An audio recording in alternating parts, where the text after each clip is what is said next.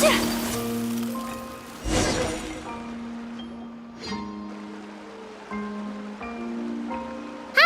I'm Huni. Are you here to help find the baby Saurians?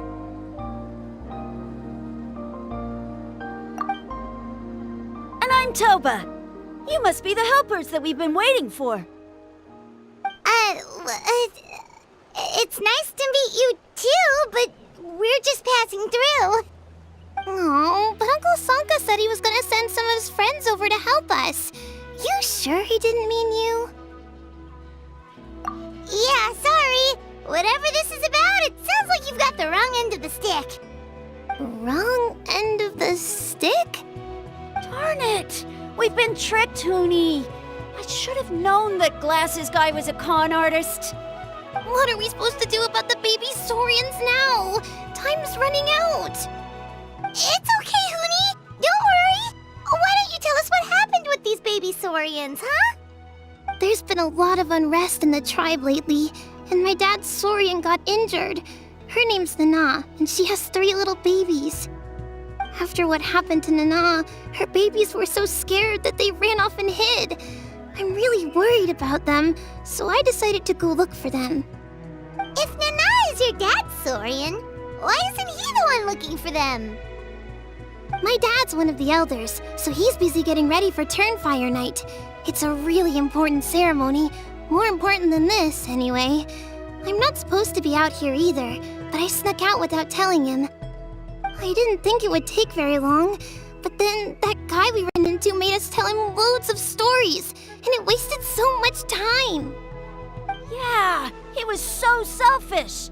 He doesn't have a heart. It's all right. Don't let him get to you. We're here now and we'll help you because we care a lot, don't we, Traveler? They should be. I already managed to find their tracks, and it seems like they're hiding on the cliff. Really? Wow! Thank you so much, Miss Traveler and Miss Paimon.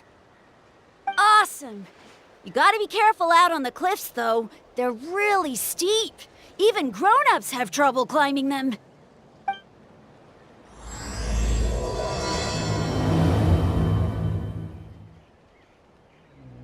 Goody said the baby Saurians are on the cliff, so let's find a way up.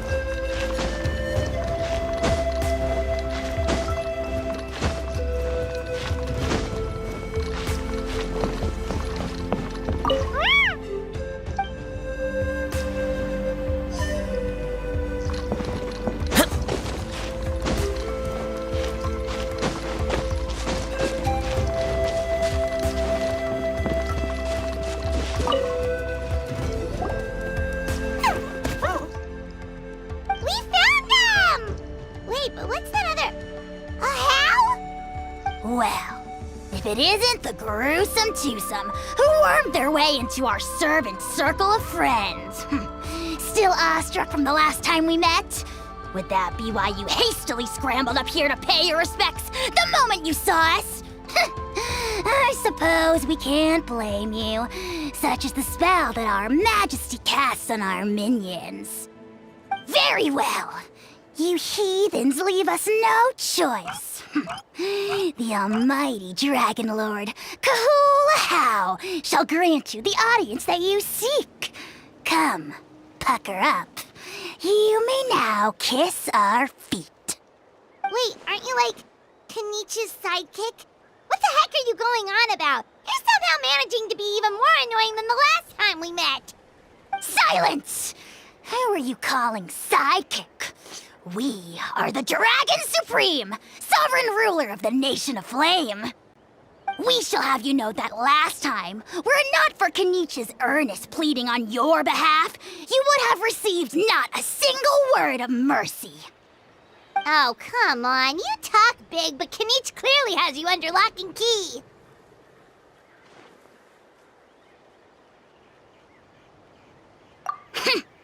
That's more like it.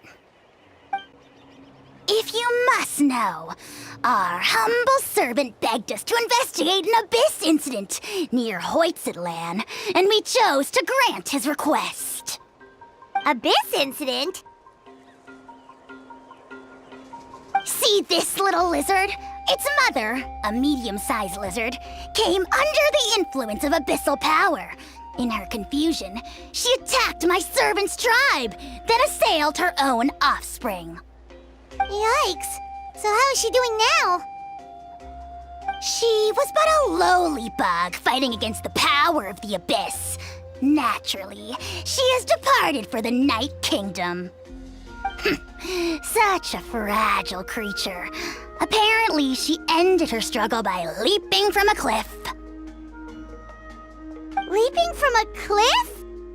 My dear anemic flying ant, as addled with questions as your head may be, please keep them to yourself and wipe that absurd expression off your face. We are the almighty Dragon Lord Kahula-How, not a wish-granting fountain. Anemic flying ant? You! Just you wait. Two can play at the ugly nickname game. We sense a faint abyssal energy. An evil sorcerer must be lurking nearby, but they are well hidden. If you encounter any suspicious outlanders, be sure to give them a robust interrogation. Suspicious outlanders? Wait, are you mocking us? How dare you cast aspersions on your ruler, heathen! You're just lucky that our servant has such vile taste in friends. Otherwise, we would beat you black and blue, and then purple, then black again! If you're not here to kiss my feet, then get out of my sight. Do not impede the work of the almighty Dragon Lord, Kahula-How! Potty mouth on that guy! Paimon is furious! Still, good to know about the abyss threat, huh? Wasn't expecting that. Let's not get sidetracked.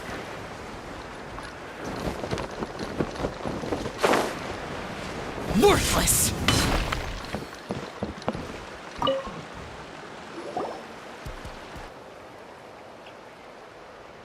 Wow, you're back already? That was so fast. I'm so glad that the babies are all right. Thank you both so much. Now we can finally go home and stop worrying about them. You're welcome. Piece of cake! You're not from Natlan, right? Because your clothes look different than ours. Hey, you must be tired after all that climbing. You should come take a rest at my house. Yeah, please come.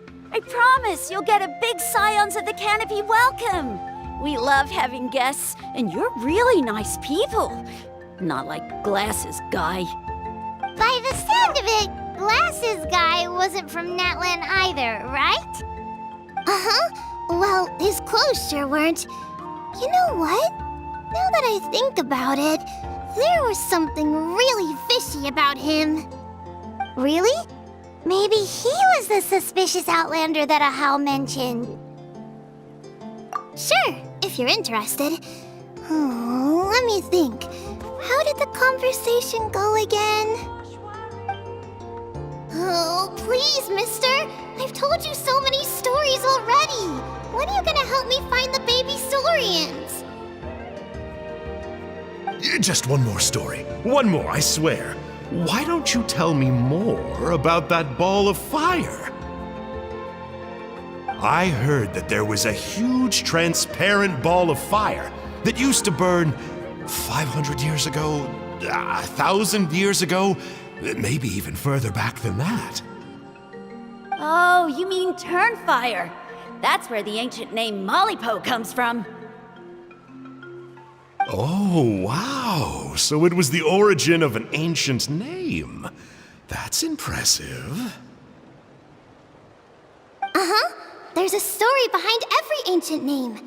The legend goes that the Turnfire first appeared in the era of the Grand Alliance.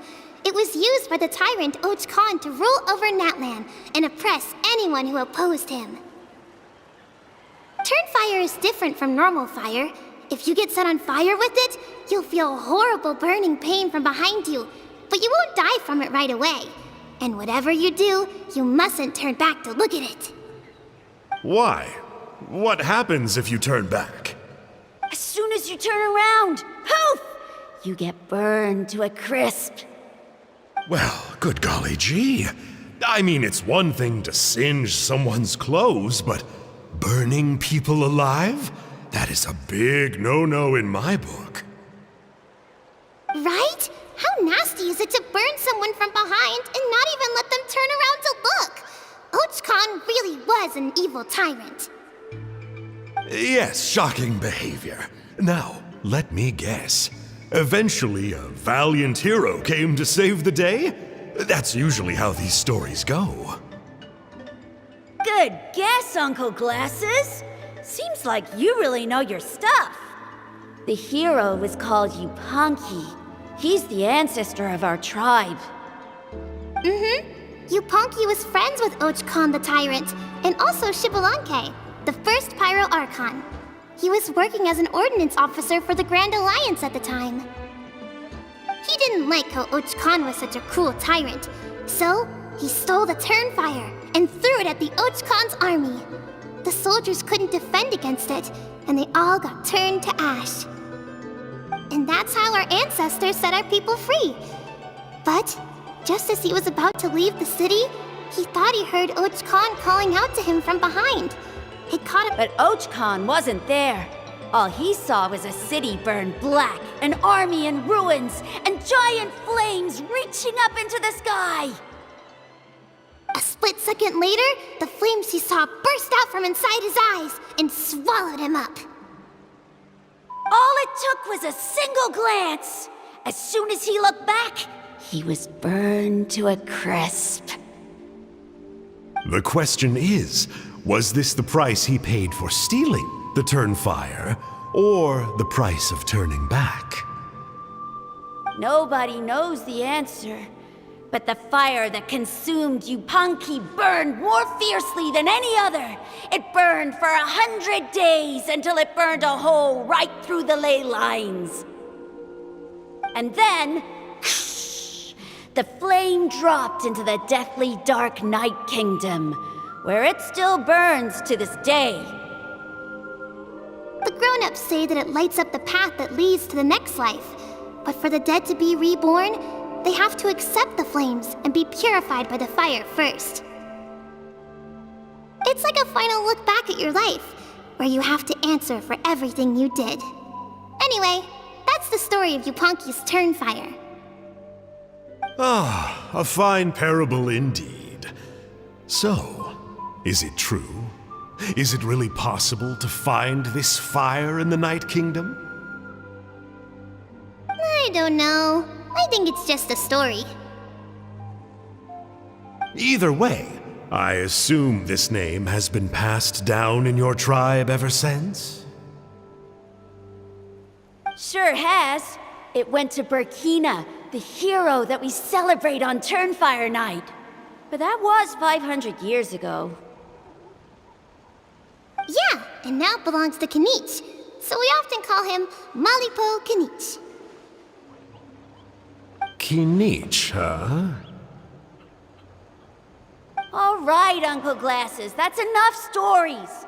Now, can you please go find the baby saurians for us like you promised? I would, but doesn't the legend of the Turnfire teach us not to look back? Let's not go dredging up the past. Tell me more about this Kinich guy. One more story, I swear. Starting now. No?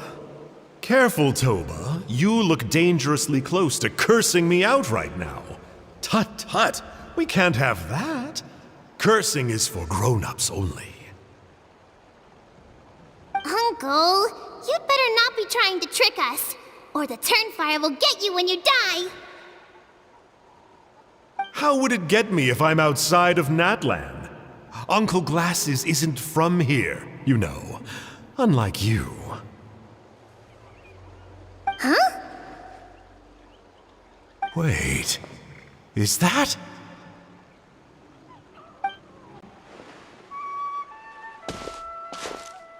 All right, kiddos. I'm a man of my word. 2 of my friends are on their way here, and, yeah, they'll help you out on my behalf. Work them like dogs, okay? That's what they're here for. Don't go easy on them just for my sake. Really? Well, first, can you tell us your name? We met at the foot of this cliff, so beneath the peaks, let's go with Sanka. Seriously? If you don't believe me, turn around and see for yourselves. They're right behind you. Huh? Where? Oh, wait! Uncle Sanka, where did you go? Yeah, definitely a fishy character. It sounds like he was digging for info about the ancient names. Yeah, and not only that, but he betrayed us too. He'll pay for this. All he got out of us was some stories, though. What's the worst that could happen? Traveler, maybe we should go tell Kinich about this. Ahau says he's investigating it, but he's a bit of a loose cannon. We probably shouldn't take him at his word. Huh? You know Kinich? Not very well, but we have met him before, and one time we had a meal together. Aw, man, I'm so jealous. I never even spoken to him. He's so cool.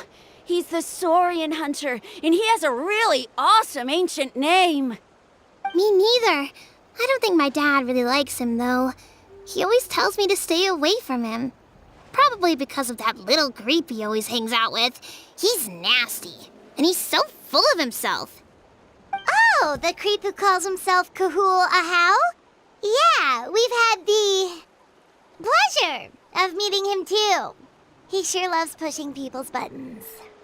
Exactly. I don't know why Kinich partnered up with him. Why didn't he pick me instead?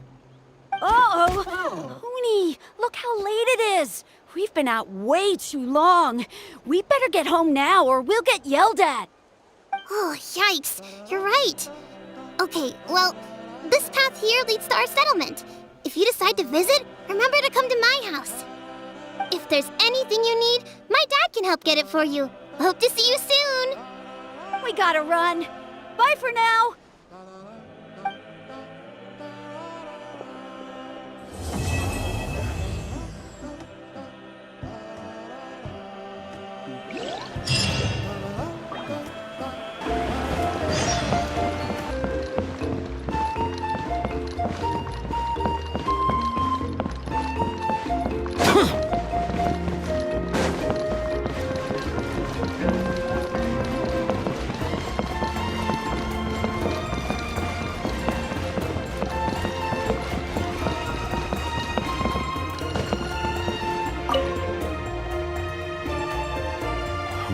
What were you thinking, going out by yourself? Don't you know how dangerous it is? It's okay. Toba helped me. And we met some kind strangers who helped us, and... Kind strangers? What made you so sure they were so kind, huh? Oh, I suppose they had kind stranger written on their foreheads? Yeah, actually, they did. In big, bold letters. Don't talk back to me. The Mountain King problem still hasn't been solved. What would I do if I lost you too? No dinner for you tonight. They were good people, Dad. Dinner or no dinner. Hello again, Hoonie. It's Miss Paimon and Miss Traveler. Dad, it's them. They're the ones who helped me.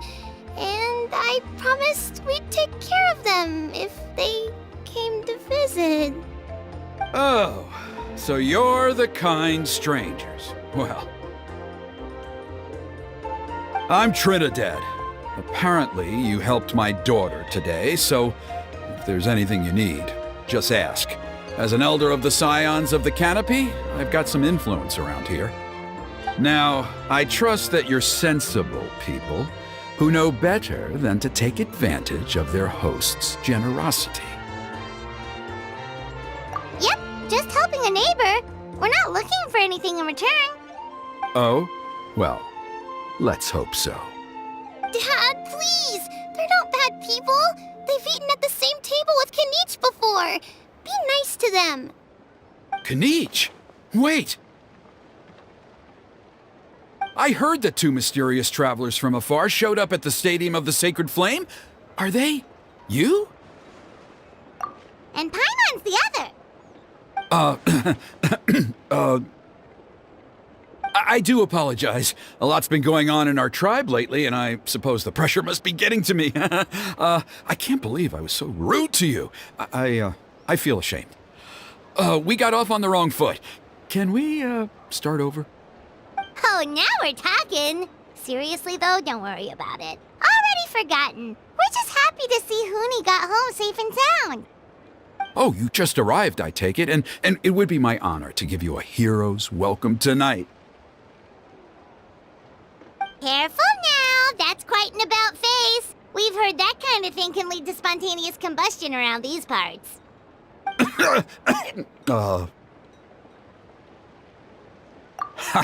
My dear traveler, you are very perceptive indeed. Go inside now, Huni. Dad's got some important business to discuss. Okay. Look after Miss Traveler and Miss Paimon. They're very special guests.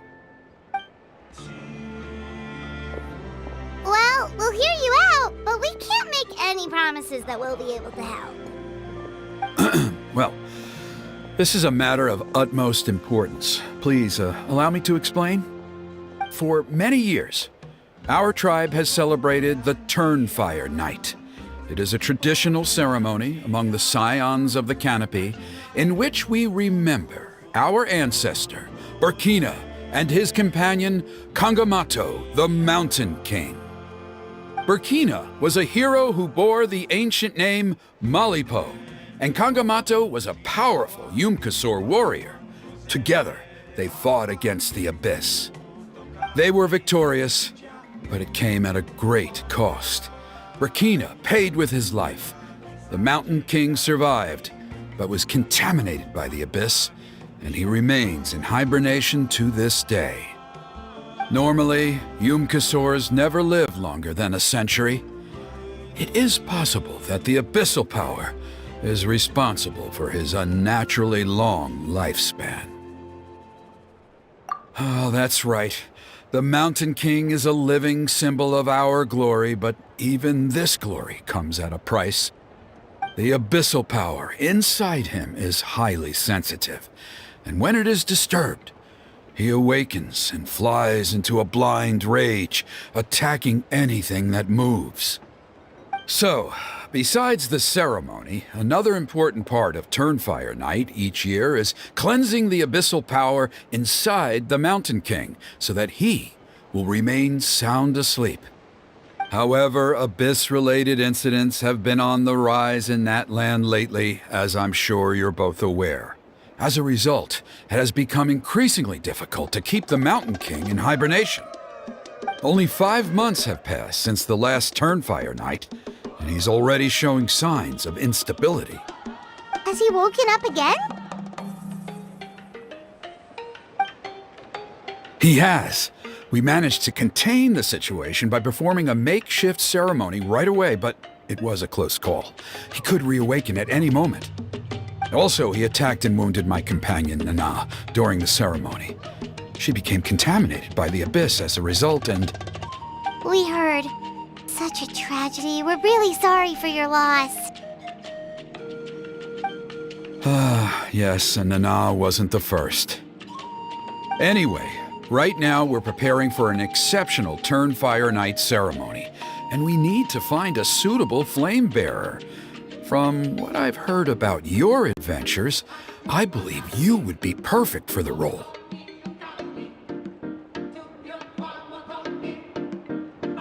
Of course. Plus, he's a bona fide hero who inherited the Malipo name. Oh, you mean Kinich? Yes, he's the one. A hero, worth his weight in gold. And unfortunately for us, he's all too aware of that. No prizes for guessing what he said when I asked him to host a Turnfire night outside of the annual schedule. An exceptional ceremony? Oh, I'll have to charge an exceptional price. I swear, no other concept exists in that boy's brain.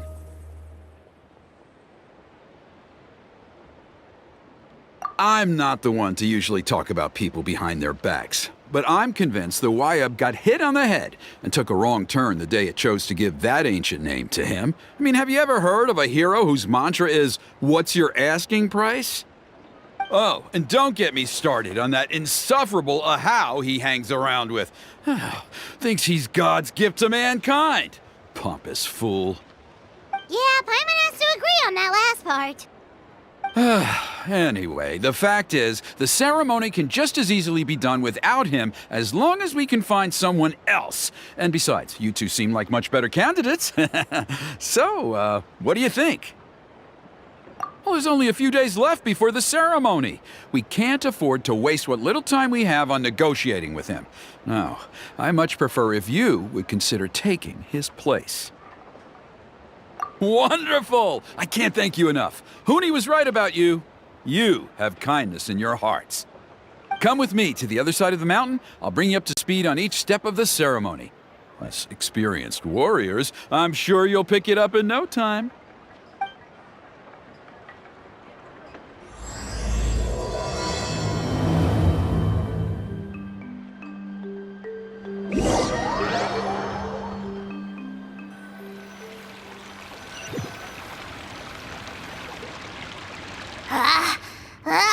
Achoo!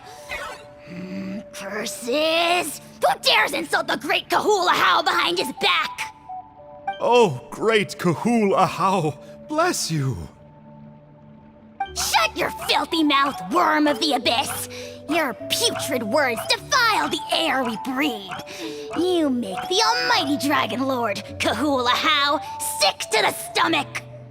Speaking as a member of the Abyss Order, that's music to my ears.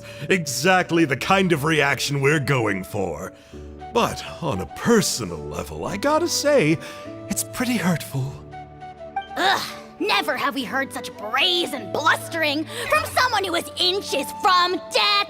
Up yours, Four Eyes! We spit in your face!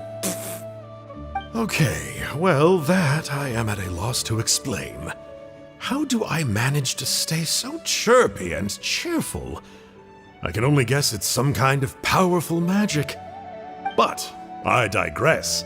Mr. Kinich, I admit it, you, sir, are a legendary hunter. Still, the only reason you caught me is that I was reluctant to run away. You see, I'm very interested in the lore of your tribe. Okay. Is that it? Kay? Aren't you intrigued to know what it is about you guys that prompted a visit from the Abyss? It's the extreme sports! The other day, I narrowly avoided getting hit by a very brave soul who just leaped off a cliff.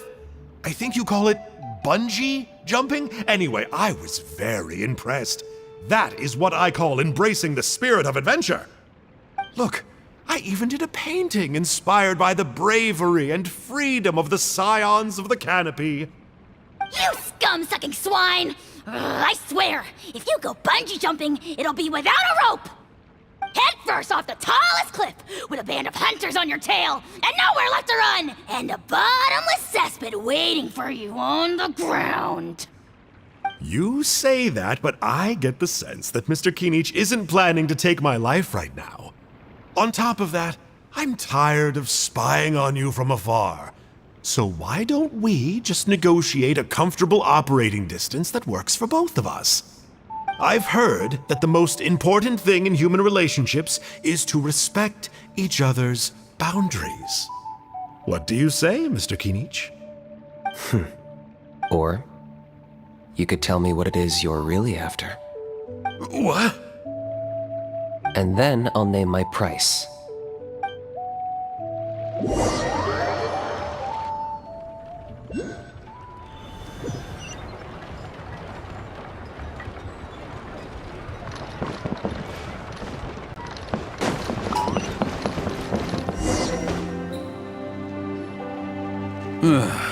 The Abyss contamination is back.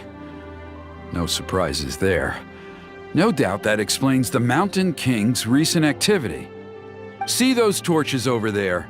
Those are the Sacred Flame offshoots that we requested from the Stadium of the Sacred Flame. They contain the power of the Pyro Archon. Are you saying that the Sacred Flame and the Turnfire are the same thing?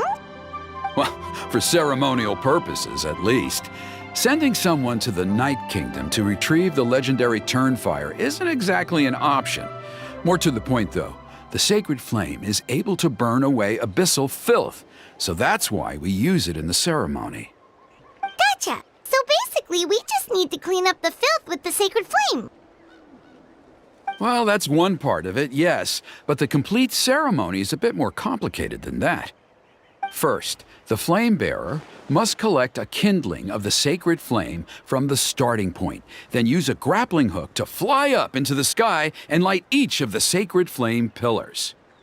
Then, they must go down into the canyon, all the way into the cave where the Mountain King slumbers, lighting braziers and the final altar along the way.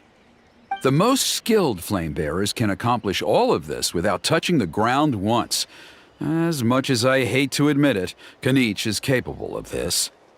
Wow! He can do all that flying without ever falling to the ground?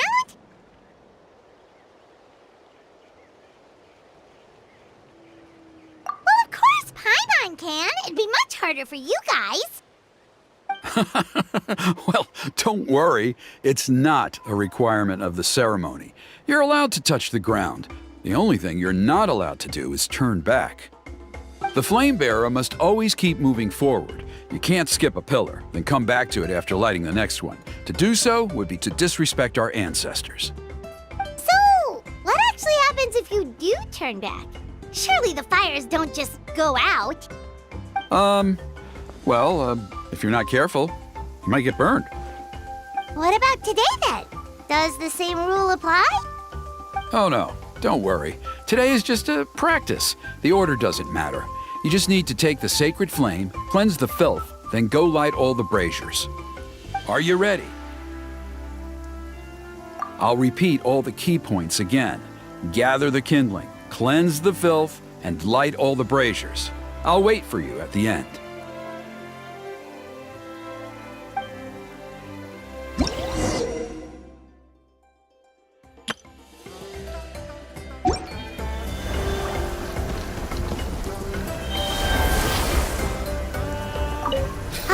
Let's use this kindling to complete our mission.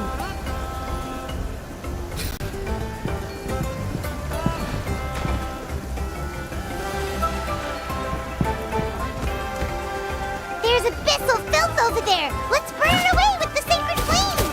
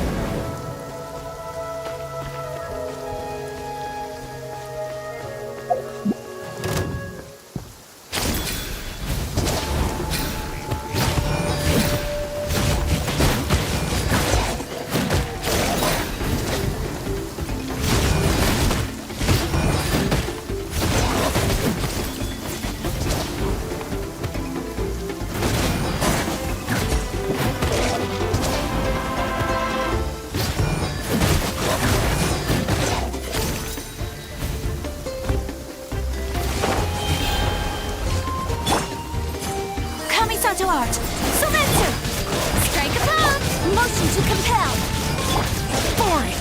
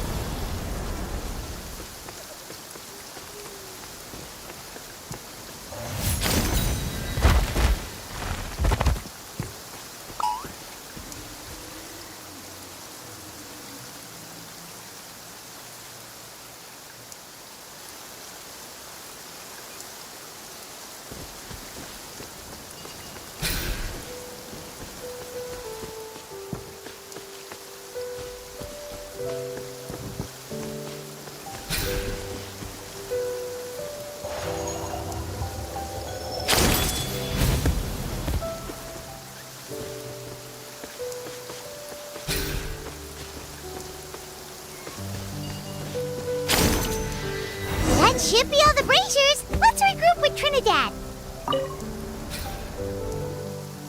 I knew I was right about you. You have outperformed all of the other previous candidates.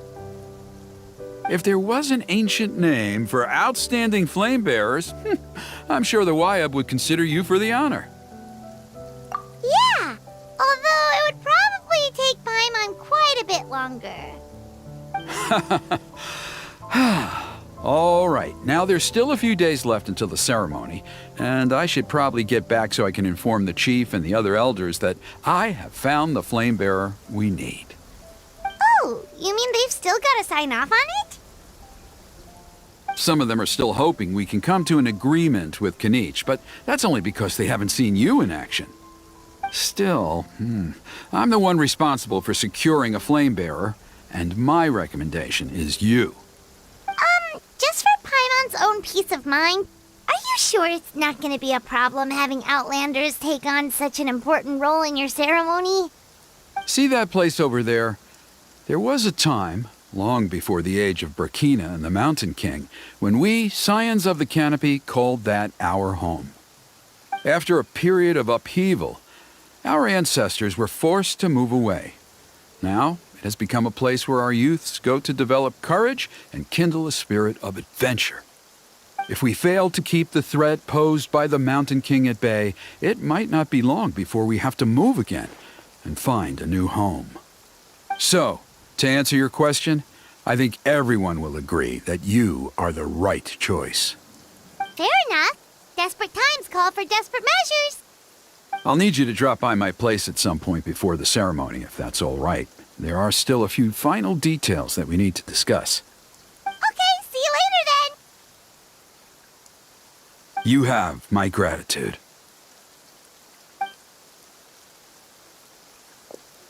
We've helped out with a lot of other local festivals before, but this one feels a little different. Anyway, let's take a break before heading back to Trinidad's place.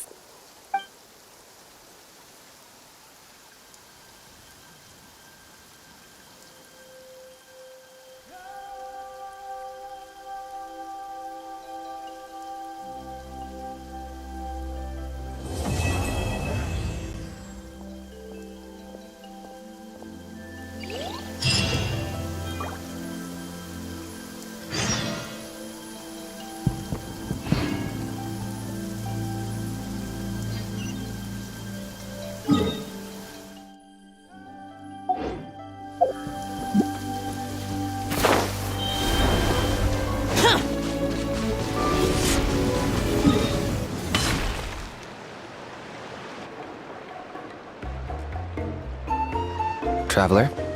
Paimon? Kinich! Fancy meeting you here. We've actually been looking for you. I'll get straight to the point. I hear you accepted a proposal from Elder Trinidad. Oh, the, Turnfire Knight, you mean. You were still his first choice. It's just... Oh, jeez. It's not what it looks like, promise. Chill, it's cool. I only mention it because there's something you should know. And I suspect Elder Trinidad hasn't been completely forthcoming with you. His true intention is to resolve the Mountain King problem once and for all. Once and for all? You mean this'll be the last Turnfire night ever? That's right. He wants to use you to send the Mountain King to the Night Kingdom. To the Night Kingdom? You mean... To his death. Whoa! Are you serious right now? You shouldn't go blurting out accusations like that. It could get you in trouble. Too blunt? Okay. I'll phrase it more gently. There is potentially a possibility that Elder Trinidad may be hoping that during the course of the ceremony, you kill the Mountain King dead. But that's ridiculous. He told us the Mountain King is a living symbol of your tribe's glory. And that glory comes at a price. Oh, that's right. The Mountain King is a living symbol of our glory, but even this glory comes at a price. Ah, yes, and Nana wasn't the first.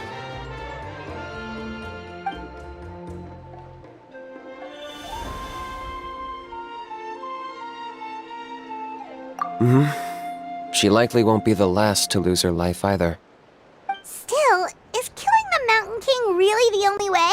It seems so extreme. The Mountain King is a unique case when it comes to abyssal contamination.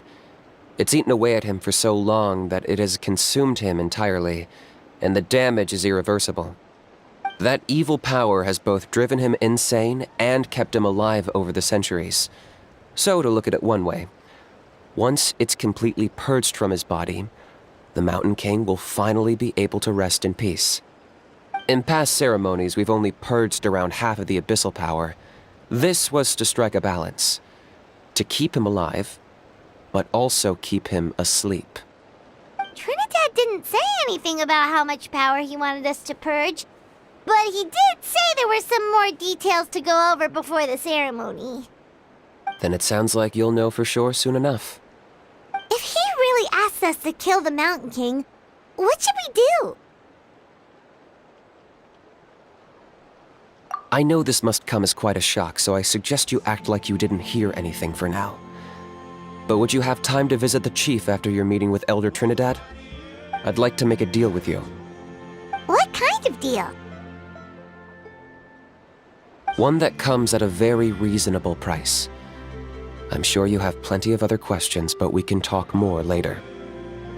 Good. See you soon.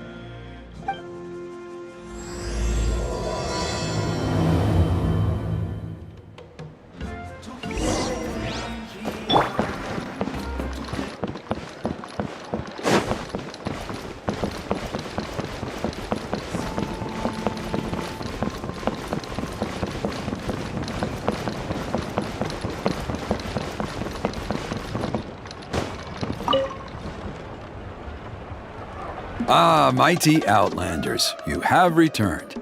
Did you have a good rest? It was, pretty good, yeah. Glad to hear it. Things are progressing very smoothly on my end.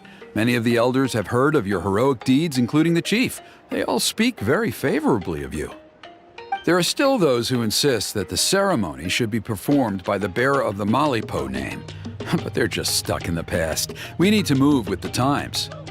Plus, Kinich doesn't want to do it anyway. Exactly. So, now, it's time for us to discuss the finer details of the ceremony. We covered the fire lighting part of the proceedings yesterday. The next part is the purification of the Mountain King. It's quite simple. You just need to use the sacred flame. We've done it plenty of times before, and it's always very routine. I'm sure you won't have any problems. One point I'd like to stress, though, is that you need to burn away as much of the abyssal energy as you possibly can. The more we dispel, the longer the Mountain King will remain asleep. Asleep, huh? Precisely. In previous years, the Flame Bearer has often been unable to dispel a sufficient amount of abyssal energy. That's the only reason why we have to perform the ceremony on a regular basis. But I understand that you have a lot of experience fighting against the Abyss, and you seemed to wield the sacred flame quite effortlessly yesterday. With your help, I'm optimistic this time we can dispel all the remaining abyssal energy from the Mountain King's body, freeing us from this ever-looming threat for many years to come. Traveler?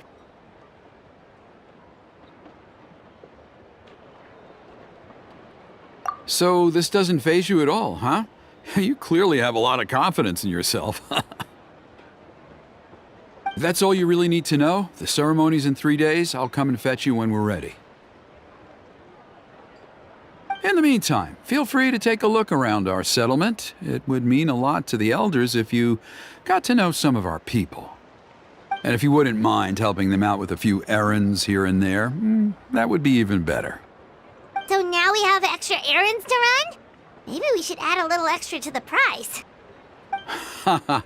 Just a humble suggestion, that's all. It will help you gain the respect of our people, and as a mighty hero, I truly believe that's what you deserve. I'll be sticking around for the next few days, so if you have any questions, you know where to find me. Seems like Kinich was right. We should go meet up with him right away.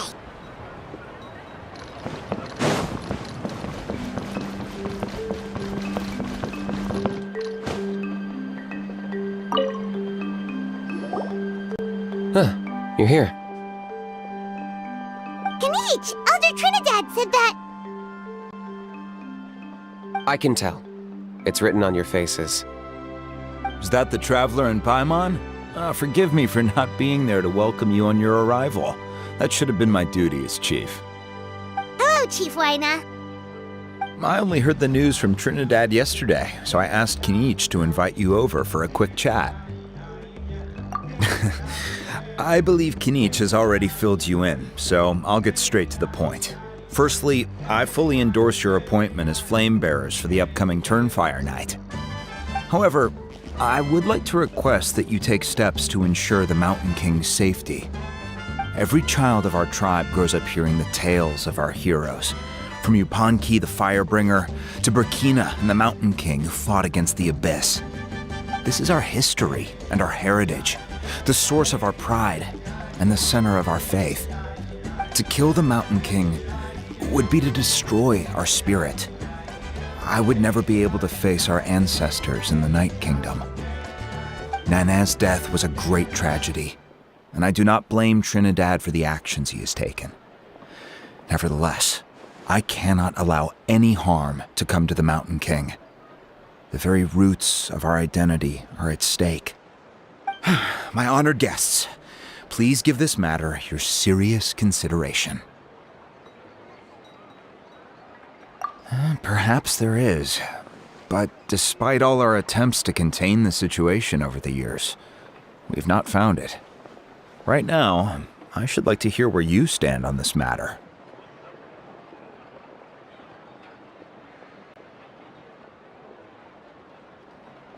Though I sense that your mind is not yet made up, I'm still comforted by your words.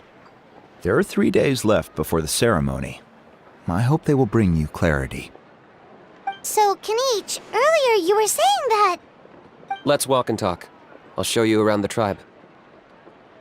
That works too. Paimon needs to get some air after this.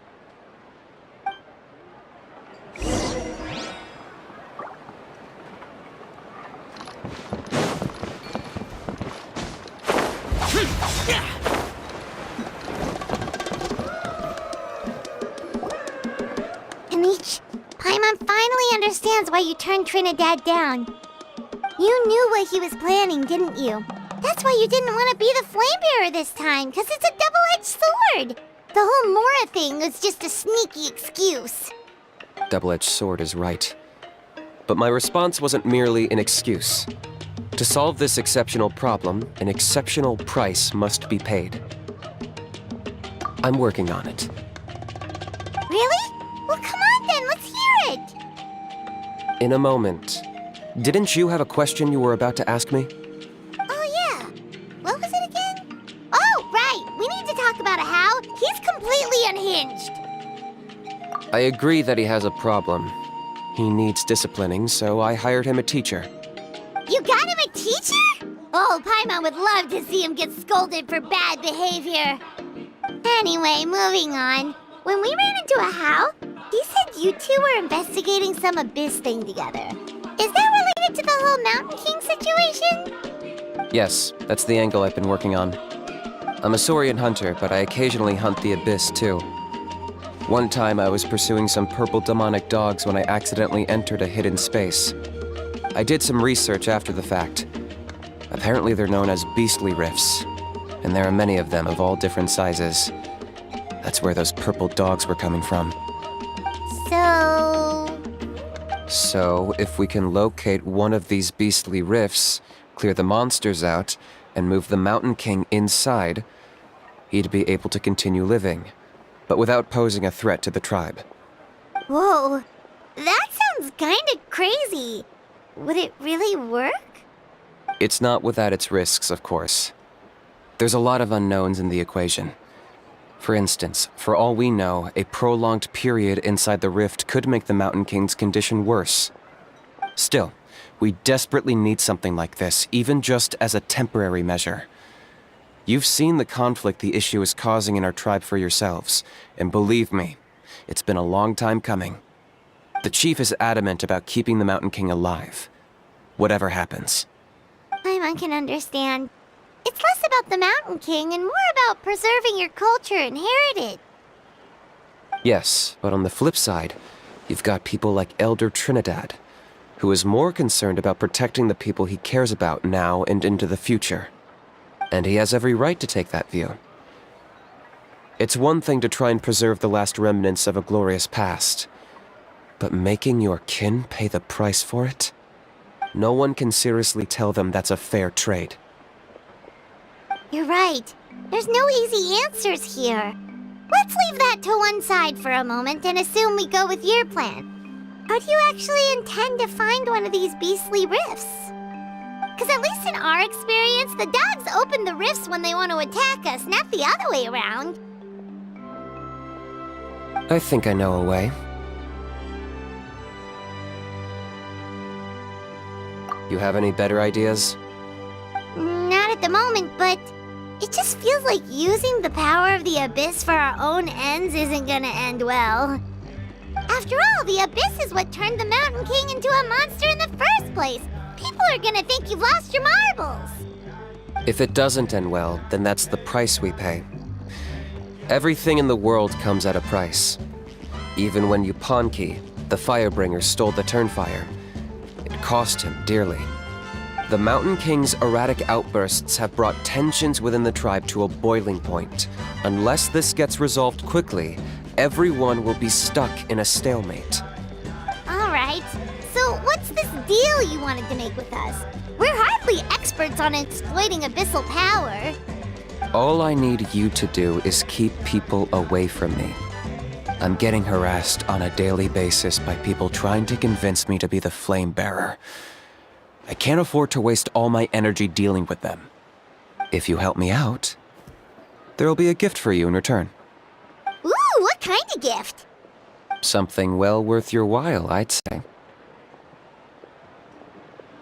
Just keep doing what you've been doing. Integrate yourself with the tribespeople, so everyone comes to terms with the fact that we have a new flame bearer.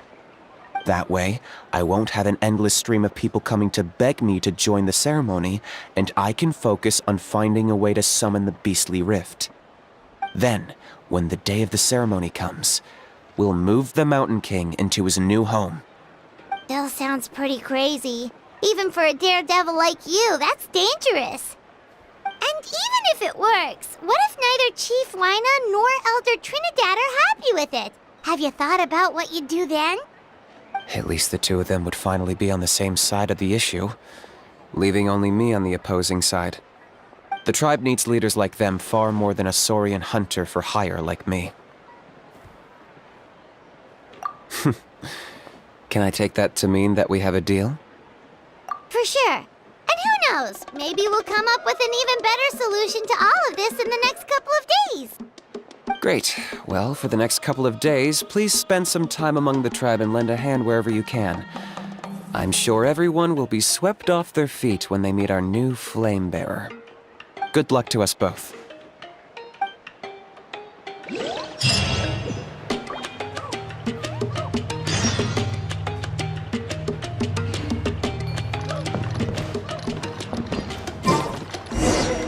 Okay, task for the day. Meet the tribe's people and take some heat off of Kinich's back.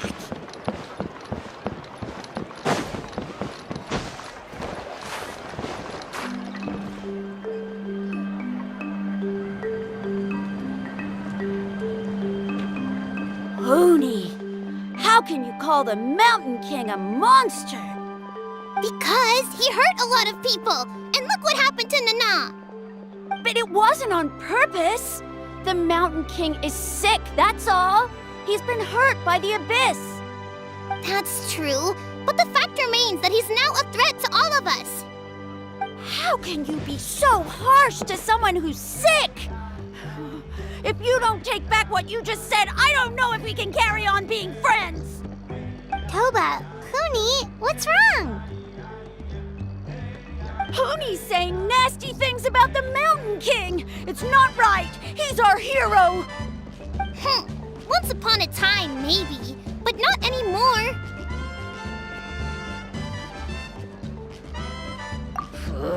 Yesterday, maybe, but not anymore.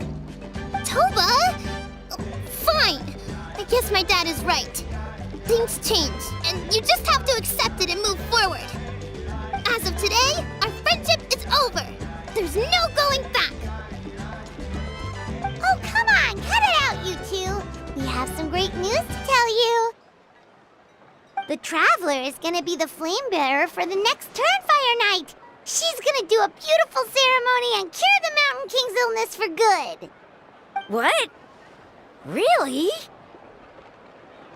So that's what my dad wanted to talk to you about? To be fair, from what we saw the other day, you are pretty good at climbing cliffs. Probably just as good as Kinich. Wait, speaking of Kinich, where even is that guy? Oh yeah, good question. Is he not coming to the ceremony anymore? We can get him to come, but if he catches you two fighting again, he won't be happy. He'll be sure to give you both a piece of his mind. No, we can't let that happen. I've never even spoken to him before. I can't afford to make such a bad first impression. I didn't mean to argue with Toba. All I said was that the Mountain King has done some pretty bad things. He was the one who turned it into a fight. Yeah, if you weren't friends, there's no way Toba would have come to look for the baby Saurians with you. All right. Well, because it's the Traveler and Paimon and Kinich, I'm sorry, Toba. I'm sorry for all the mean things I said about the Mountain King. Dad just really misses Nana, and I was really upset that she's gone, too. Huh? Oh. I shouldn't have spoken to you the way I did either. It wasn't very nice of me. For the Traveler and Paimon, Kinich, and for Nana. I'm sorry too, Huni. That's more like it. Now you're best friends again. Guess so. Toba, if I ever say something mean about the Mountain King in the future, I'll make sure I say it to someone else, and not you. I'd better go buy some colored cloth for my dad now. He needs it for Turnfire night. Let's play again some other time. See you, Toba. See you, Traveler and Paimon. Okay. I'll head home as well then. See you next time.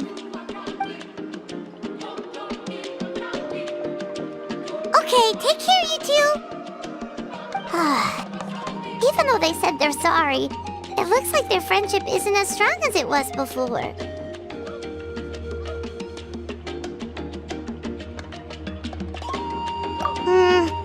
Let's just hope we can solve this once and for all. Come on, let's move on.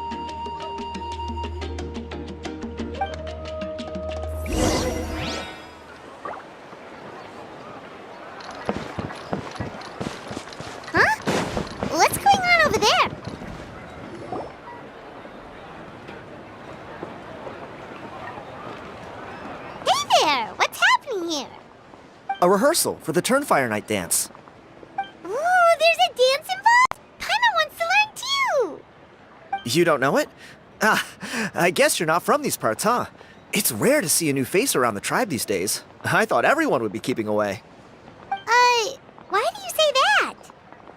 Because of the Turnfire Night, of course. The Mountain King could wake up at any time. That's why we're holding an emergency ceremony.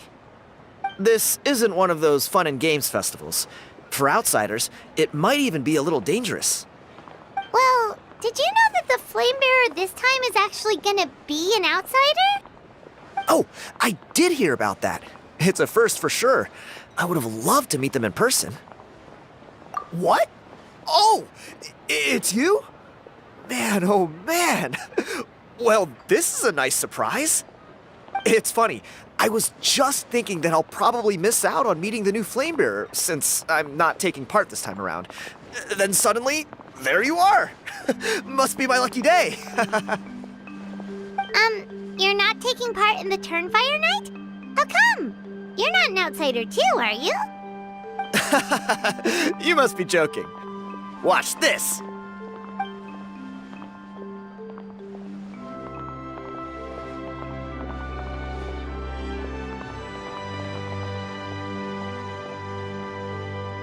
Not bad, right? Yeah, I'm considered one of the better looking guys who dances beneath the pillars of the sacred flame. Been doing it a few years. Always gets the ladies out to watch. Oh, very impressive. So why'd you quit? Well, I feel like the whole Mountain King situation is getting more and more precarious. It's just not safe here anymore. One of our elders' Saurian companions even lost her life not long ago. The question is, what are we gonna do about this in the long term? But our leaders don't have any answers for us. They're probably too busy fighting about it amongst themselves. The way things are going, it's only a matter of time before it gets violent. So I figured, you know what? Now's as good a time as any to get away for a little while. Go do some exploring. You look a little disappointed. Disappointed? Nah, it's a great opportunity to go see the world. As every male scion of the canopy knows, wherever you are and wherever you go, the only way is forwards. We take pride in that. I won't forget my roots. I managed to get in touch with the Saurian Relics Association. They gave me a simple test. Find a decent quality relic, and they'll make me a member. What's the Saurian Relics Association? You've never heard of it? It's a group of amateur history enthusiasts who do research on the ancient Saurian era. They're all about collecting relics and remnants from that age. Speaking of which, the guy who was Flamebearer before you, I've heard that his Saurian buddy comes from that time. A how? A how's a relic from an ancient Saurian civilization? Oh, yeah, him. So you know those two already, huh? Then do you know how they met? It was deep inside some mysterious ruin, and they signed a contract there. The association folks say that the kind of contract usually comes with a huge hidden cost. Really? That sounds ominous. Who knows? But if it's true, Kinich can probably handle it. He knows what he's doing with weighing up contracts and costs and stuff. I doubt he'd make a contract that doesn't benefit him. Strangely enough, I actually happened upon a strange mural a while back, and it looked to me like it was depicting a Saurian and a human involved in some kind of Saurian-era contract ritual. Oh, does that count as a relic then? You bet it does. I was all ready to go take a picture of it and use that as my entry ticket to the association. But after all the abyssal activity recently, I heard that area's been overrun by monsters. The best laid plans, huh? I'll just have to wait and see if things improve. Or... you look like you know your way around a fight. I don't suppose there's any chance you'd be able to help? If all you need to get is a picture, that should be pretty achievable, right? The Traveler deals with monsters all the time. It's a piece of cake. Wait, you're seriously gonna help me out? Come on, it's no big deal. Compared to some of the things we've been roped into before, this is nothing. Pyro Archon above, you two have hearts of gold, you know that? You're the kind of people who could dive into the Turnfire deep in the bowels of the Night Kingdom, and it wouldn't burn a single hair off your head. Of course it is. All right, come with me. I'll show you the way.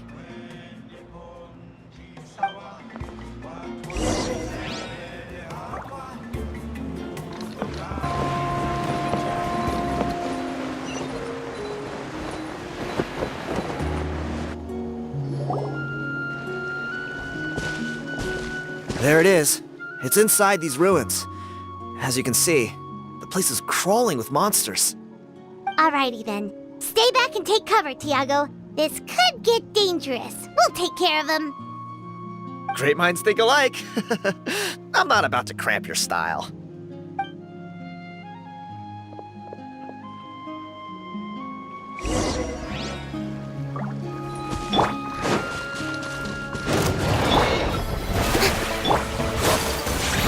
My opponent breaks the ice!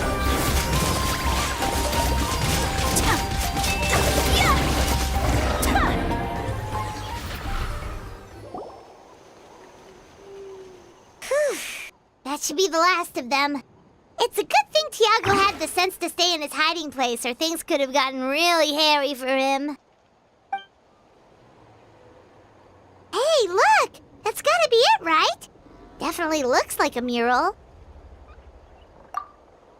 True.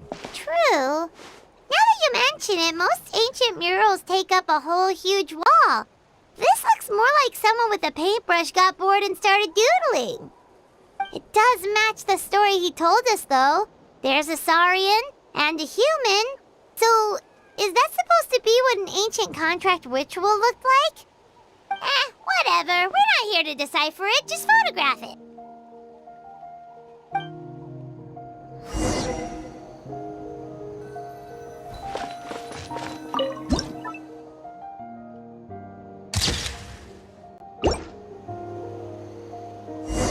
That's a wrap. Let's take it back to Tiago.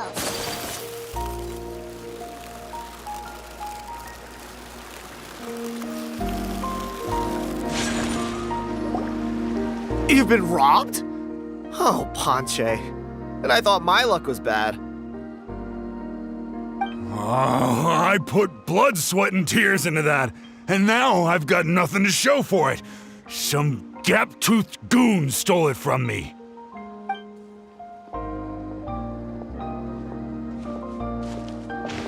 Tiago, is this the picture you were looking for? Let me take a look. Yep, that's the one. Pyro Archon above, you two are superhumans. Hey, Ponche, come and say hi to these guys. They're gonna be the new flame bearers, and they're tough as nails. Wait, are you the Traveler and Paimon? Huh? You already know each other? I don't think so. My nephew Toba's been telling everyone about you. He says you're crazy strong, super friendly, that you helped him out, and that you're gonna be our flame bearers this Turnfire night. Oh, so you're Toba's uncle. Great to meet you, sir. Sounds like we managed to make a bit of a name for ourselves. Toba's not wrong, my friend. These two are honestly some of the nicest, most genuine people I've ever met.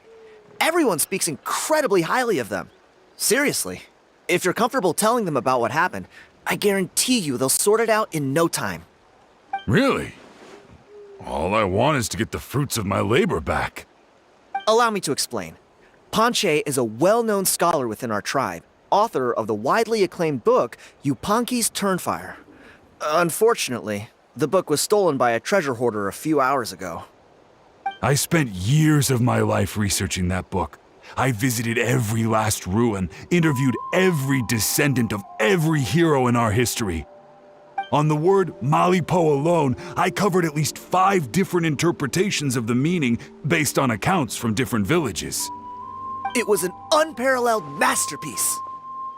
And now it's all gone. That little goon ambushed me during my morning walk. He snatched all of my belongings, including my entire manuscript. That book was everything to him. It's like they robbed him of his soul when they took it. Look at him. Lost and listless. He's a shell of the man he was. Dear honored guests of our clan, I am but a helpless old student. If only for Toba and Tiago's sake, please help me, I beg of you. See what I mean, Ponche? Now you've run into these two, your luck's about to change, big time. I don't know if he's still there, but come on, I'll take you.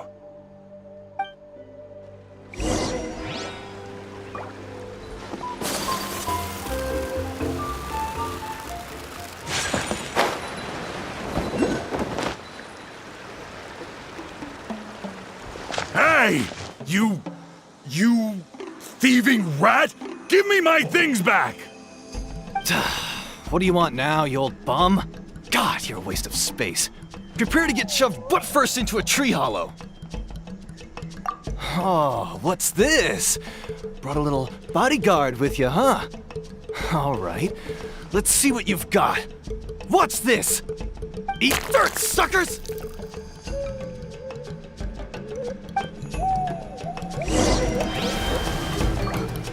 Hey, he's trying to get away! Stop, please! By all the warriors, heroes, gods, and kings, I can't run any longer. Please, I don't have your stuff anymore. Have mercy. Oh yeah? Well, where is it then? I threw it away. You threw it away? The old bum's bag didn't have a single mora in it. Just a tatty old book, worn out pens, and some old rags. All that time lying in wait was for nothing. I was so mad I just threw all of it away. Is that really the truth? Okay then, where did you throw it away? The same place you found me. Look, I swear on the Pyro Archon it's the truth. May all my worldly possessions be turned to ash by Turnfire if I'm lying. Okay, that's a pretty strong oath. What do we do now? It sounds like he's telling the truth. Right, let's hope nobody gets to the book before we do. We'll never get it back then.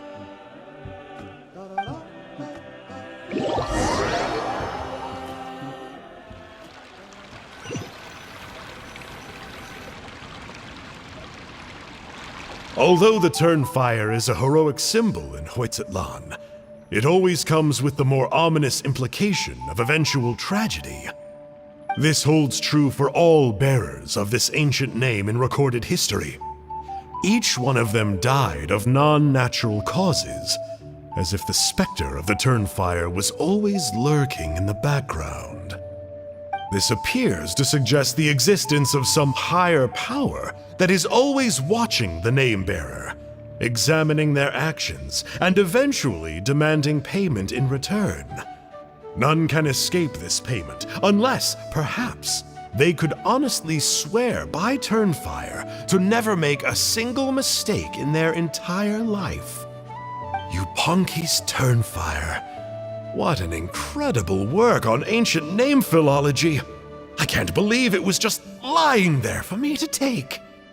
Let me see, the author is Ponche. Nice. A gentleman and a scholar. Silence, book muncher. The great Kahula will suffer your droning voice no longer. Do you truly find no joy at all in perusing such rich historical records? Joy? What joy is there in this pointless drivel? Well, it makes a pretty shocking prediction. Every bearer of the ancient name Malipo eventually meets a grisly end. Maybe that's the price you pay for the name that means price? What? You're saying Kinich will die a violent death? So I'll finally get to take over his body? When will that glorious day arrive? The great Kahula demands to know! Wow, you are just irredeemable, aren't you? An agent of chaos down to the core.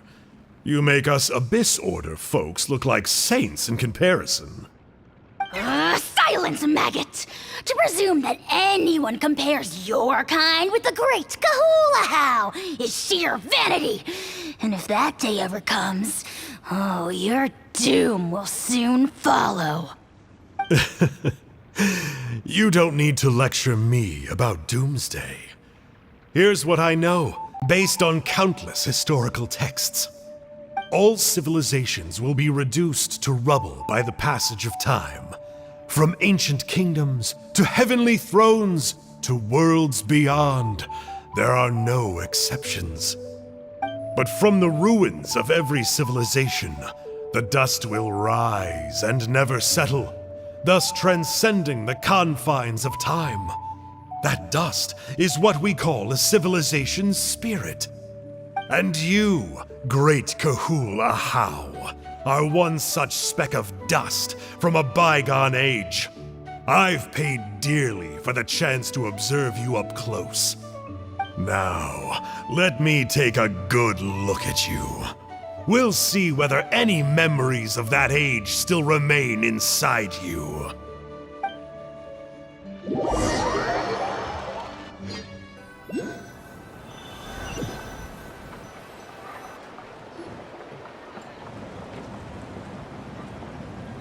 We're so sorry, Mr. Ponche, but we couldn't find your manuscript anywhere. Does that mean all of my hard work was for nothing? You gotta stay positive, Ponche. You might have lost the book, but the brains behind it are still intact. Surely you remember the main points at least? The whole reason I worked so hard to get it finished before the Turnfire Night is because I hoped that maybe it might help us find a way through these trying times. Well, not exactly, but I thought my research might at least be a starting point. Oh, really? So what did you find out in your research? I think the key to all of this lies in the power of Malipo. Ponche, you know as well as anyone that ancient names don't hold any real power. Symbolic power doesn't count. You're right, but Malipo may be a special case. Given that it first arose in the era of the first Pyro Archon, it might contain remnants of Shibalanke's power. Yeah, I remember that story. My grandpa told it to me when I was a little kid. Maybe you're the special case. Most kids stop believing in that stuff by your age. I'm not talking about childhood superstitions here. There is evidence. Like what? Like the fact that the Mountain King is still alive. Everyone attributes that to the power of the Abyss. But there's more to it than that. The key factor is that Burkina summoned the power of Malipo at the cost of his own life. If you don't believe me, then answer me this. How many other creatures can you think of who lived longer, not shorter, after being contaminated by the Abyss? Traveler, different situation but similar idea. Doesn't this remind you of the hilly... So, I came to the conclusion that Malipo must refer to some mysterious ritual involving a tit-for-tat exchange. It began with the first Pyro Archon, fell with the Grand Alliance, then was buried in the Night Kingdom. And now, it awaits the call of its new bearer. Hey. Sorry to interrupt, Ponche, but you seem to be getting a little overexcited. I'm sorry. I was originally planning on presenting my findings to Kinich. I'd hoped he would be attending the upcoming ceremony. Sounds to me like you dreamed up one fanciful theory to support another. Kinich, what are you doing here? I more or less finished what I was doing, so I came to have a quick catch-up. Now a good time? Kinich! I'm onto something. I haven't worked out all the details, but you have to attend the Turnfire Night. So Mr. Ponche here has done a lot of research on the history of the Turnfire and thinks he might have found a way for you to solve the problem. I'll be there, Ponche. Let's go.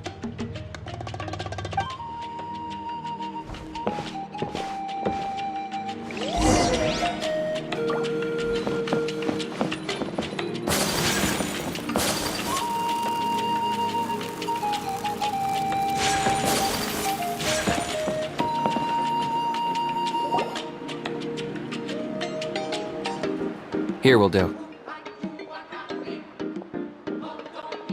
Yeah.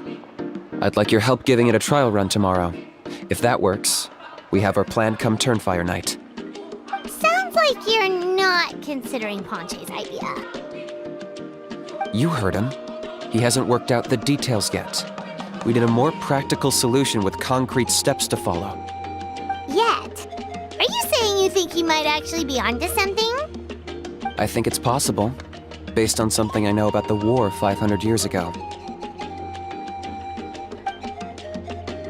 Burkina didn't fall to the abyss. He was killed by the Mountain King in an episode of madness. In his final moments, Burkina made the fateful decision to not fight back, and instead pass his blood and power on to the Mountain King. Maybe he thought the Mountain King was stronger than him and more valuable to the tribe. Or maybe it was just out of loyalty to his friend. Either way, I can believe the Turnfire was involved. Whether you think his sacrifice triggered it, or his fate was sealed from the moment he took the Malipo name, it makes sense to me. How can you drop these truth bombs with such a straight face? This is what I've gleaned from my many interactions with the Mountain King. His mind is so disordered. It took some time to piece it all together. The story Elder Trinidad told you was the more palatable version of events. The truth is even darker. The Mountain King's mind isn't just disordered. He is suffering and feels great shame. I believe he wants to be put out of his misery. What? Then what should we do? Should we grant him his wish? Of course not. We should help him move to a new home. It's the only practical solution. The Mountain King is a hero to my tribe. An object of worship, even. Ending his life would be like desecrating a statue. Still, he's been the cause of multiple disasters, and we can't afford to have any more. Ugh. Practical solutions hurt Paimon's brain. Can we follow our hearts next time? Then let's break for the day. I've already found a suitable venue for tomorrow.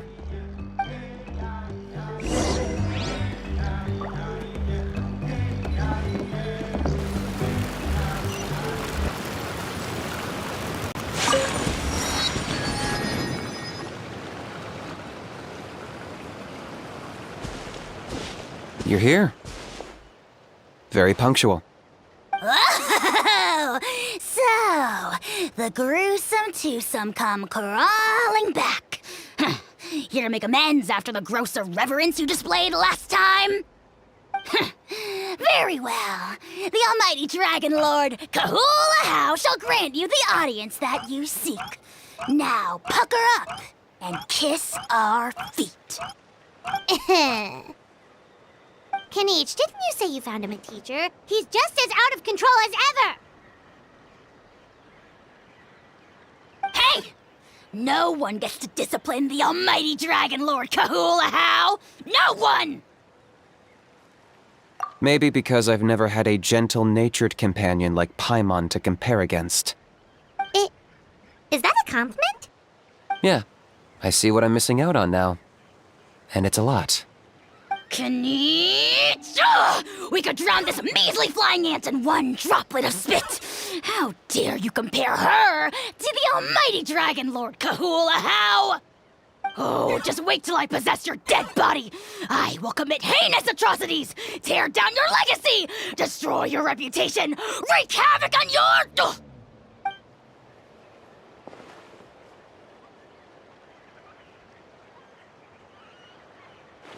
Traveler, Paimon, let's get down to business. Once we've opened the beastly rift, you're welcome to toss a how in there for a couple of days. With pleasure. You don't need to ask twice. I got my hands on this device in a trade. It's meant as bait, but it'll also stabilize the abyssal energy. The rift towns will tear through space to get to this. Once they're here, we take them out and claim the rift for ourselves. You'll find out soon enough. First, let's try this out.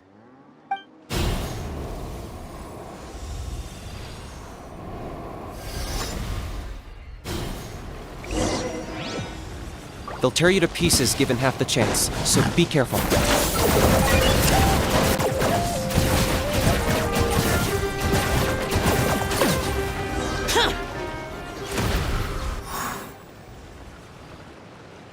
Uh-oh. Are there even bigger ones on the way? You see, Kinich? I'm a man of my word. In fact, I'd say I under-promised and over-delivered. Nifty little gizmo, isn't it?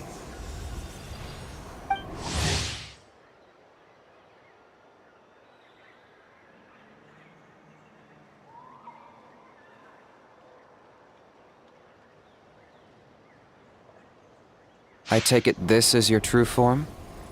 Now that our deal is complete, it's time to start the next phase of our relationship. I made a promise to the great Kahula How, and now I'm here to seize your body for his use. Cliché, I know. The hero's trusted partner sells him out to the abyss in a shocking act of betrayal. Cue bad guy speech and drawn-out death sequence. Huh? Angel? Huh? Huh? What are you two doing here? Oh, Mr. Kinich, this is not what we agreed on. Traveler, this is the gift I got you. I know you're looking for intel on the Abyss Order, so I thought he might be of use to you. But it looks like you've already met. Yikes. Frosty reception. Gotta say, I kinda pictured this moment going a little differently. Tears of joy welling up in your eyes as you say the words, "It's good to see you again, old friend." Don't be ridiculous. Sounds like you've been reading too many romance novels. There we have it. Change is inevitable and nothing lasts forever. What a pity. Well then, time for you to meet the new me. This time, please call me Sanka.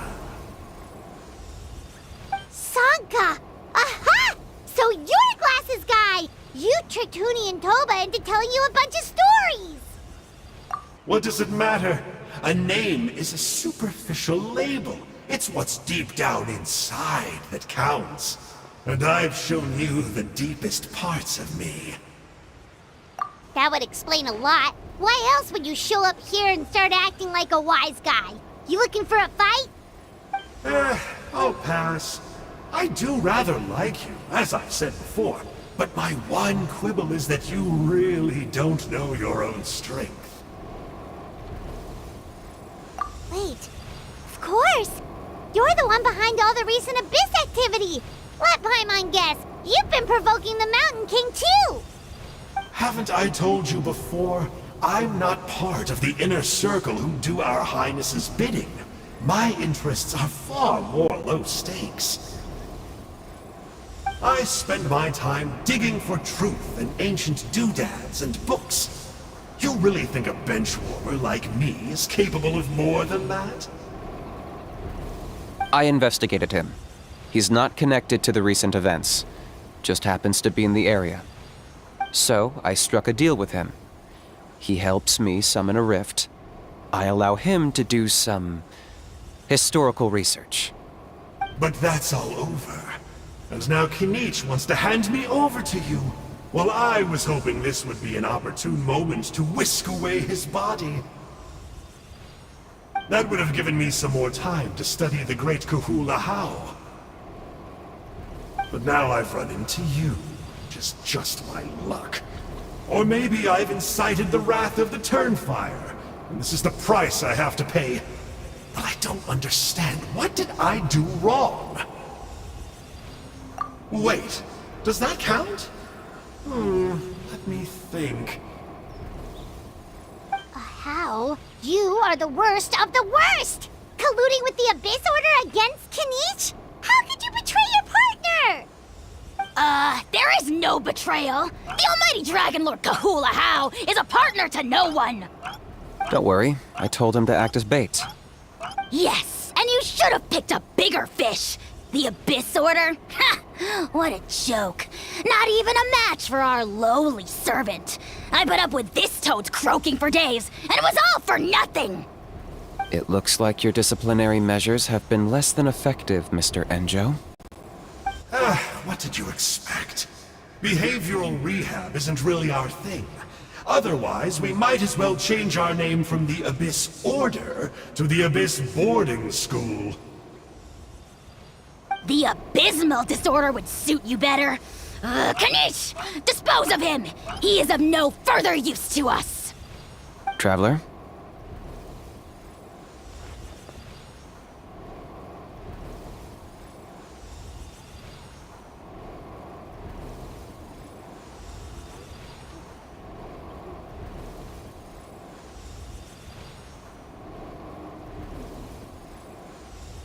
Hey now, I may be a lowly clerk, but don't underestimate me. I could never beat you in a straight-up fight, but when it comes to running away, I won't lose to anyone. Do me a favor and remember how fast I disappear. Maybe then you'll show me a little respect next time. Darn! He got away again! Couldn't you have stopped him? It's alright. He's not worth our time and energy. Besides, it seems like he's in debt to a lot of people. I'm sure they'll keep him busy. If you say so. Still, Paimon's kinda surprised that you actually struck a deal with someone from the Abyss Order. To borrow that guy's words, names are superficial labels. Whether you call it the Abyss Order or anything else, it's a broad generalization at best. Think of it like apples that have fallen from a tree. If you tasted each one, you'd find that they're all at different stages of ripening. Even the unripe fruit blown off its branch before it's fully grown can still be brewed into a fine wine. Everything has its use. Huh. Well, in that specific sense, maybe Enjo's not such a bad apple. Not rotten to the core, at least. Of course! Only the almighty Dragon Lord, Kahula How, is rotten to the core and evil beyond redemption. Ugh. So what exactly are you anyway? You're definitely the evilest little thing Paimon's ever met. Don't worry, he can't hurt a fly. You could say that. Paimon heard that those kinds of contracts might come with a terrible cost attached. Is that true? Such as a How watching me like a ravenous vulture? Vulture? Vulture? We are the Dragon Supreme, sovereign ruler of the Nation of Flame. Let's pick this up another time. It's getting kinda late. You should go back and get some rest. Big day ahead. Tomorrow's Turnfire night. Time to light the sacred flame and burn away the filth for a legendary 500-year-old warrior. Oh yeah. Hearing you lay it out like that is making Paimon a little nervous. For all the work we've put in, it all comes down to tomorrow night. We have to make sure we solve this problem once and for all. Then it can't hurt to say this one more time. Good luck to us both. See you tomorrow.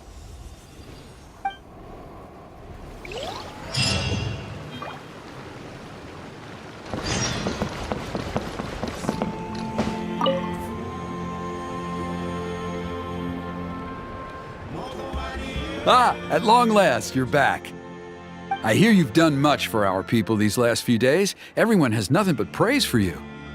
Many young people have heard the rumors too. They're all eager to meet our new flame bearer. Well, they won't have to wait for long. It's almost time for the ceremony. We really hope we can resolve the Mountain King situation quickly and smoothly. Seems like a lot of people have been worrying about it, huh? Well, it's nearly time. So, if you're ready, then follow me to the ceremony site.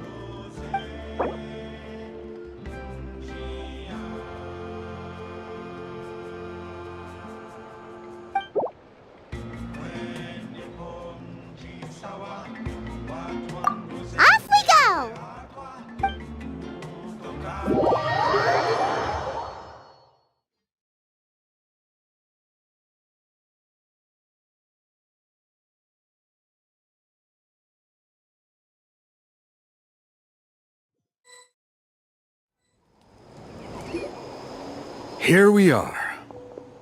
Our honored guests have arrived. I have heard much about your fine work over the past few days. I hope you'll allow us to thank you properly after tonight's ceremony. Don't worry about it. Getting this huge venue ready must have been a huge task. No need to make extra work for yourselves on our account. Oh, if it means getting the Mountain King issue resolved, no cost is too great to bear. A resolution will come in due course, but every great fire starts as a tiny spark. We must take it one step at a time. No one would disagree with you if that were possible, Chief, but it's been far too long since we've seen a real step forward. Look around you. Can't you see how our numbers have dwindled since the last Turnfire night? The ceremony was arranged on short notice. Many are away from home and could not make it back in time. That may be so, but still. Good evening, Traveler and Paimon. Kinich! Not a moment too soon. Chief Wayna, Elder Trinidad, could you give us a minute? I'd like to give the Traveler a few pointers as the previous Flamebearer. Very well, but make it quick. Let me know when you're done and we will begin the ceremony. Let's step to the side. Has anyone gone over the key steps of the ceremony with you yet? Yeah, Elder Trinidad did, but, Paimon seems to have forgotten them. What a surprise! The flying ant has an ant-sized brain. If you don't want your tongue to be burned off by the sacred flame tonight, I suggest you stay quiet. See those sacred flame pillars? Once you've lit the fire, go light each one up in turn. Once that's done, head down into the cave where the Mountain King slumbers, light the braziers along the way, then bring the flame to the final altar. Then the ceremony is complete. That sounds simple enough. The process isn't complicated, but remember, you mustn't turn back at any point. If you miss a pillar, you can't light the next one, then come back to it. You have to keep moving forward, or it's seen as disrespecting our ancestors. If that happens, you won't receive the blessing of the Turnfire, and you'll have to start over. I made you a diagram that summarizes the steps. Take a look.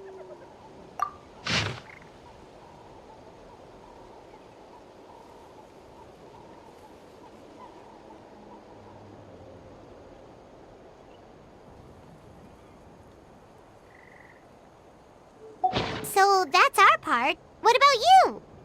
I'll be with you the whole way, and once you've lit the altar, I'll start summoning the rift. You can leave that side of things to me. Just focus on your part. Okay, we'll try to remember all that and get it right the first time. Ready when you are. But I think I saw Huni and the others just now. Maybe you should say hi before you start. Might make you less nervous. Just tell the chief when you're ready.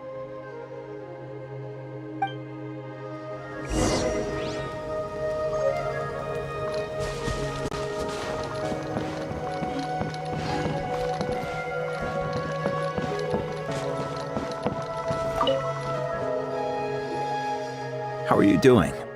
Is all in order? I'm counting on you. Don't forget what we talked about. By past fuel and present flame, life marches ever on. My brothers and sisters, the time has come to light the fire once again, and let the Turnfire night shine bright in Hoytzitlan.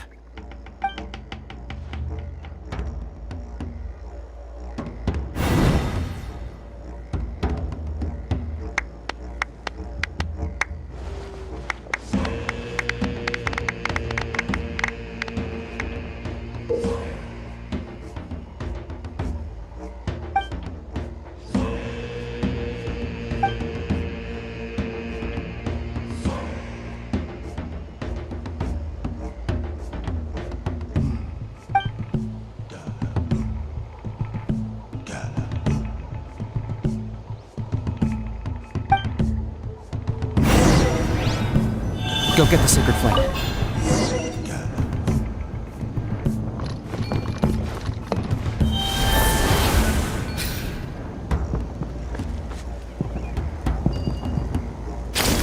Nicely done.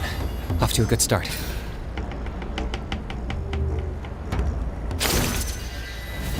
Great stuff.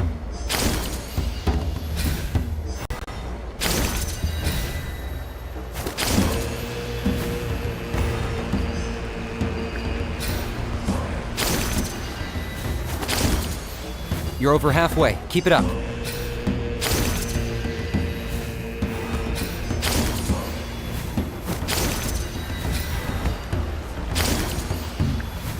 Impressive. Just one more to go.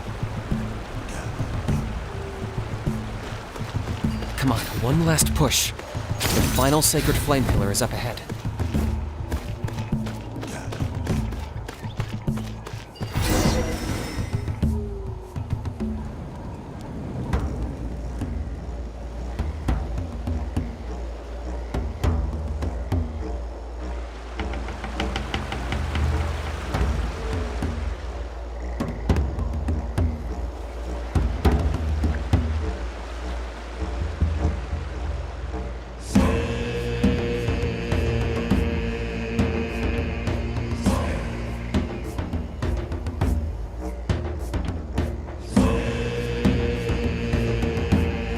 Great! All the pillars are alight. Next, it's down into the canyon and head for the Mountain King's cave.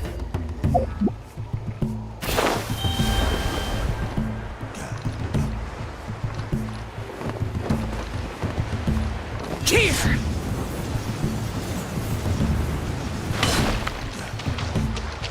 Almost there. The cave is just up ahead.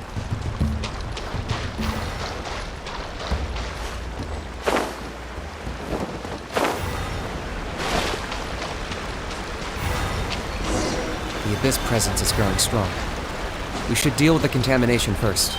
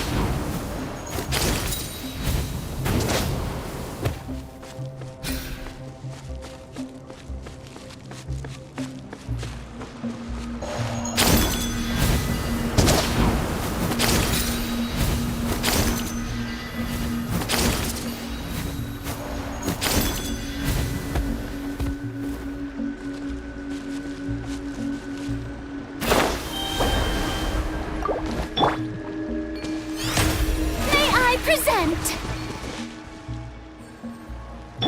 Incinerate!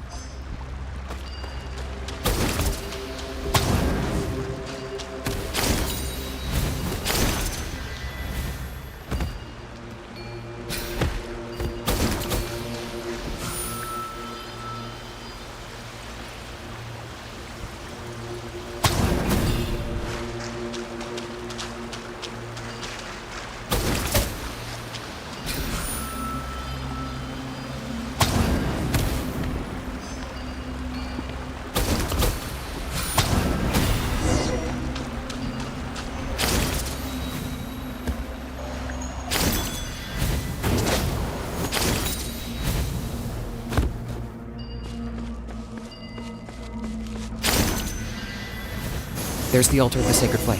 Remember, light up the torches around it first.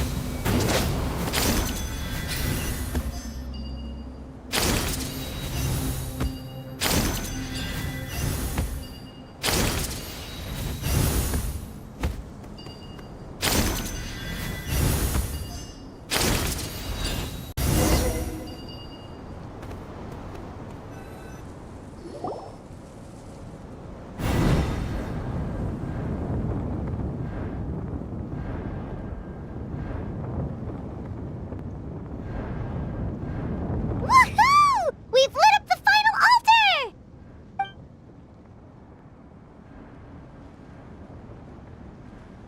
That's the Mountain King up ahead, right? That's him. Kangamato, king of the Yumkasaurs from 500 years ago. He's very Paimon can tell. He is huge. Let's tread carefully.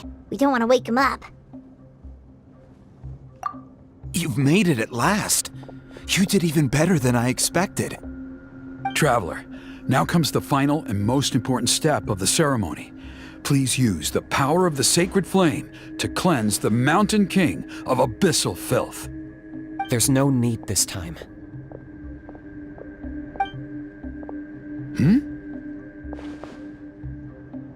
Such strong abyssal power. What is that thing? Kinich, what is the meaning of this?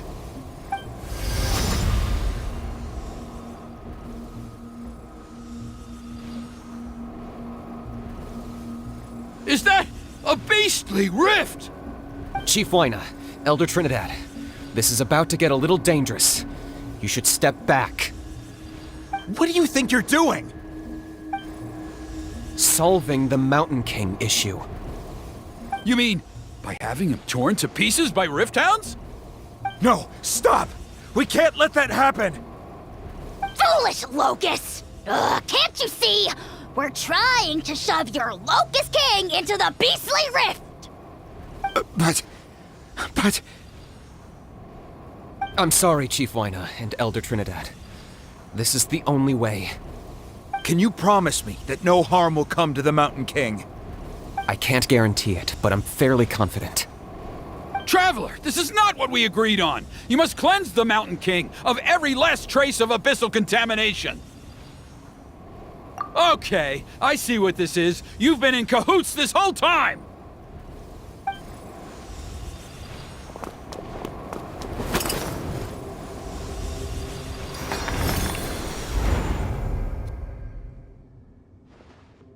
Ugh, you imbecile! What have you done?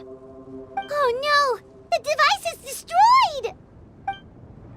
You forced my hand. I had no choice. Elder Trinidad! What are you doing?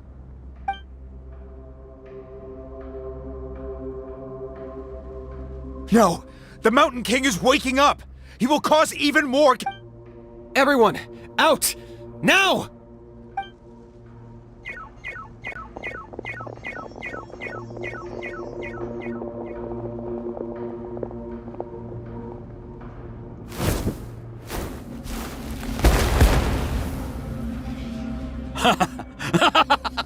Well, it seems there's only one way to awaken you all from your willful blindness. More sacrifices must be made.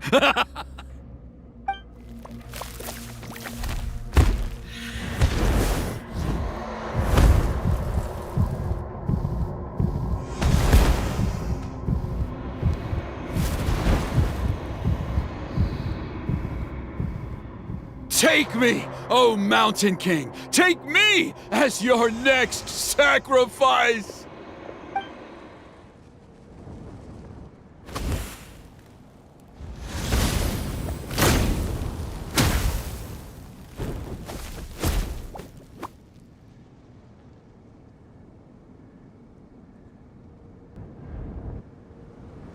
Everyone's still outside. We have to keep the Mountain King here. Give me a hand.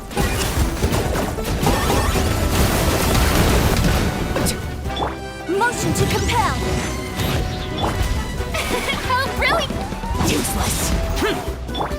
Take flight. Watch out for the fruits he's spitting out. I can use those against him.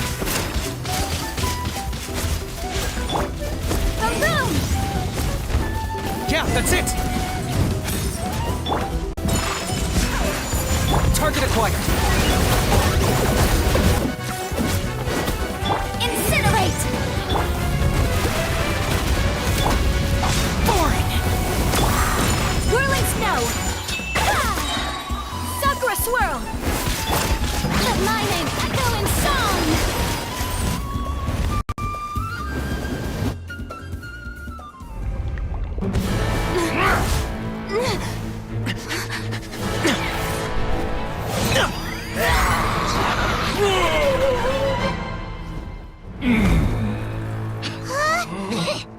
What do we do? We can't open the rift!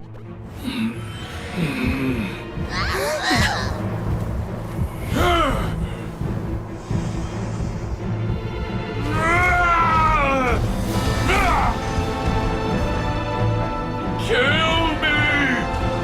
Put an end to White's at launch shame!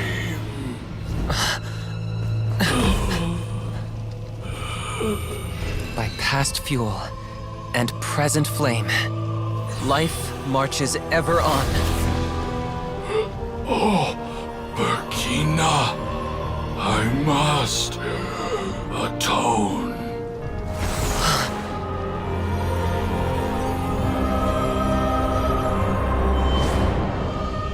Patience. We will answer to the fire for all our deeds. Even if one day I fall behind, never look back. Keep moving forward, as we are now.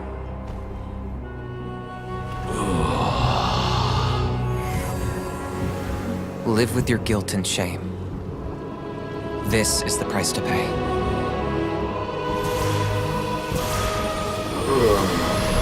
Heir to the Turnfire, please use my ruined vessel to train the heroes of the future. The will of Kangamato will march ever on, till the abyss is stamped out.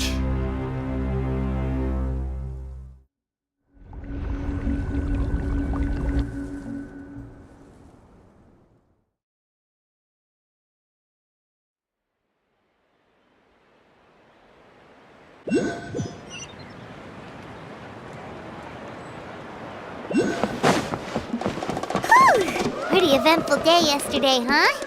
Paimon wonders how things are doing now. Let's go ask the chief!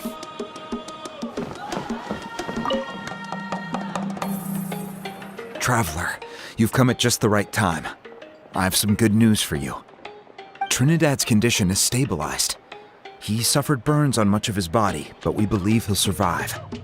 Guess that's the best news we could hope for.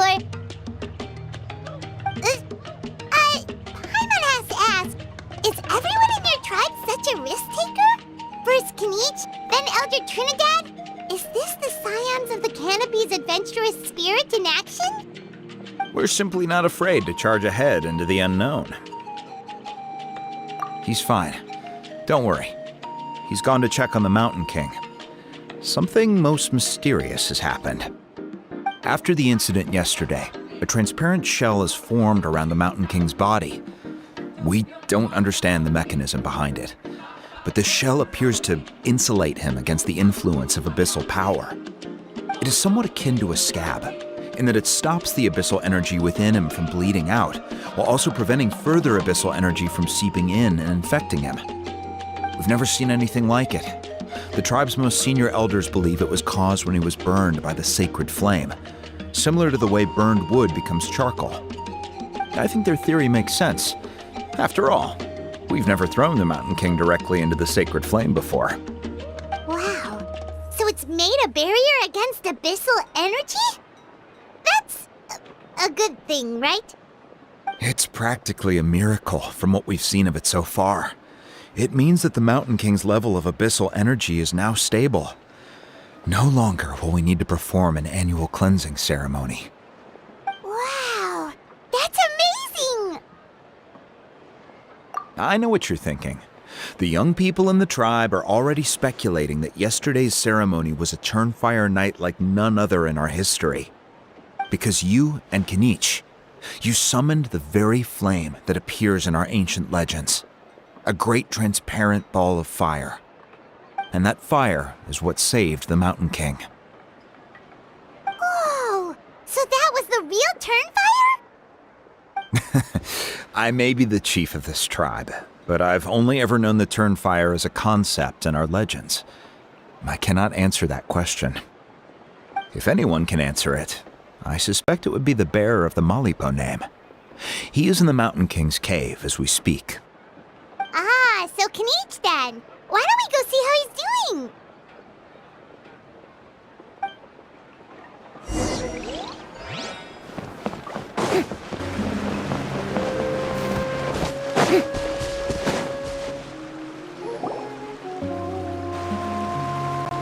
Hey, Kinich! Hey yourselves. You two doing okay after yesterday? We were gonna ask you the same question. You scared Paimon half to death when you rushed into the fire. Sorry, I couldn't just stand and watch the Mountain King get burned alive. So you thought you'd try and extinguish the sacred flame with Dendro? Or is that an attempt to make the almighty Dragon Lord Kahula-How die of laughter? The sacred flame only possesses a fraction of the Pyro Archon's power. It's not as if I was fighting the Pyro Archon herself. Kinich, when you went into the flames, were you intending to, Intending to what? do the same thing as Burkina? Sacrifice myself? Of course not. My focus was on keeping the Mountain King alive, not on what it would cost. But now I'm curious. What made you think I was going to sacrifice myself? Well, because everyone's saying the Turnfire is what saved the king last night. And Ponche's theory was that summoning the Turnfire is a tit-for-tat exchange, right? So, Paimon thought you decided to pay for it with your life. So you've heard that rumor too. I'm afraid I can't say for sure. What happened yesterday was a first for me too. Well, even if you don't know, there's probably no one in the world who does. What I would say is, if that really was the power of the Turnfire, I'd sooner believe that the Mountain King summoned it himself. The Mountain King? Then, what price did he pay? The core meaning of price is not atonement or compensation, but what you're willing to give up in order to obtain what you want. It's easy to die for your sins. Much harder to live with the guilt and keep on going. In the end, the Mountain King chose the latter option. For Burkina and for the tribe. That's the price he paid. Alright, so how is the Mountain King doing now? Health-wise, there's nothing to worry about. He'll enter a fighting stance whenever we set foot in his territory. But his attacks are gentler now and not as crazed as before. Like he said yesterday, he just intends to be a sparring partner for people to practice with.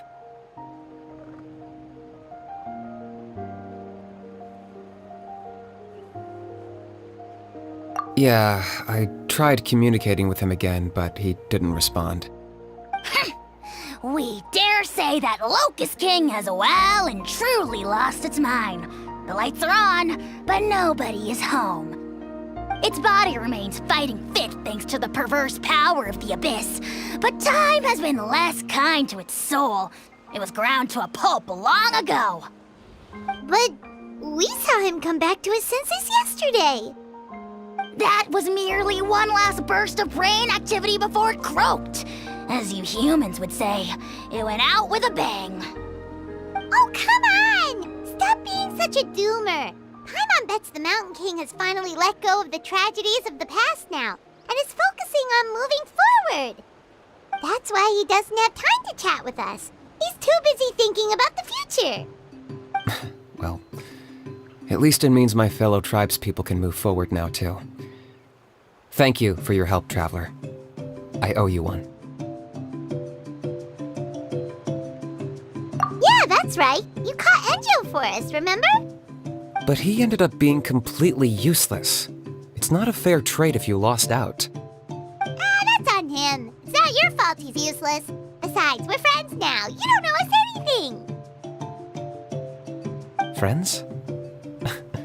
But your friendship is an even more valuable gift. I can't in good conscience accept it for free. So promise me, if you need anything in the future, you'll come to me. For you, I'll do anything.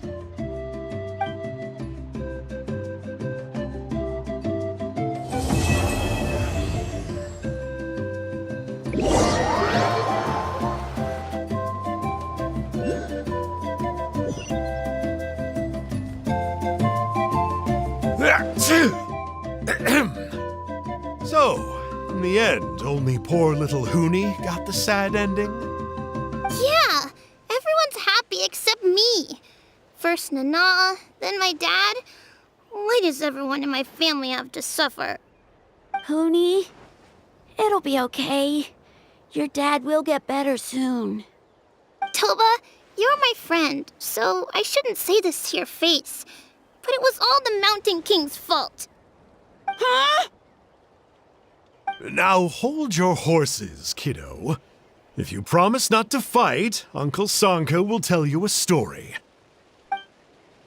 Okay, before you roll your eyes out of your skull, I promise you can trust me. I almost got my eyebrows burned off by the turnfire after last time. That's why I came back, to make it up to you. All right, I'll just get to the point. Do you know what Uncle Sanka loves the most about your people? What? Your extreme sports. Huh? On my first day here, I got hit by someone falling out of the sky. I believe you call it bungee jumping? It's a dangerous sport, to be sure, but the courage it took to make the jump impressed the heck out of me. So, I introduced myself to the jumper, we made friends, and I even helped treat her wounds. Oh, such a nice friend. Of course. Anyway, the good times didn't last, because I got captured by a powerful foe, so we had to part ways for a while. In the hands of the enemy, I was scorned, scolded, and nearly given away as a gift. Oh, it was so humiliating. A horrible experience to look back on. Why does Uncle Sanka always have to suffer, I thought. So I feel your pain, Hoonie. I was in the same position. But in the end, I made it through, and I left all of those painful memories in the past. I even managed to reunite with my friend. Is that it? The moral of the story is to look forward in life, right? Yeah, we've heard that one millions of times. Sorry, Uncle Sanka, but you're not cut out to be a teacher. Very smart, Hoonie, but not quite smart enough. What I'm trying to tell you is that after I reunited with my friend, I found her injuries were all healed, but she really missed her family. So, I thought you might like to see her too. She's right behind you. Turn around and see. Another trick about not turning back? I'm not falling for that one again.